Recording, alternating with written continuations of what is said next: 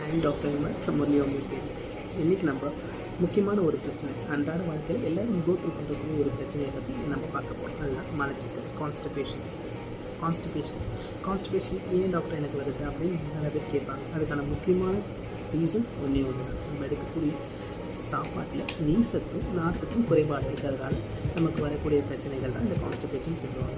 Constipation இது doctor நான் எப்படி சரி பண்ணுறது டாக்டர், இது நான் என்ன எடுத்துக்கணும் இது எடுத்துக்கூடாதுன்னு அது முக்கியமான கேள்விகள் கேட்பாங்க. அதுக்கான தீர்வு உண்டாகும். நம்ம எடுக்கக்கூடிய பொருட்கள் நார் சத்துக்கள் அதிகமாக இருக்கிற மாதிரி பார்த்துக்கணும். தினத்தோறும் நம்ம தண்ணீர் அதிகமாக குடிக்கிற மாதிரி நம்ம பார்த்துக்கணும்.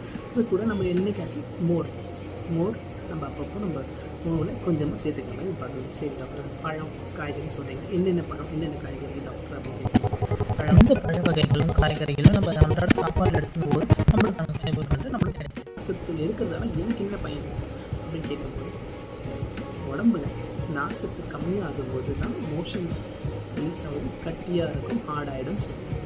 ஸோ இப்போ நம்ம உடம்புக்கு தேவையான அளவுக்கு நார்சத்து எடுக்கும்போது அந்த மோஷன் போகிறது கட்டியாக இல்லாமல் அது கொஞ்சம் தண்ணியாக அது வெளியே வரதுக்கான வழி விடுதலை இந்த ஃபைபர் கண்டென்ட் பண்ணுது நம்ம உடம்புக்கு.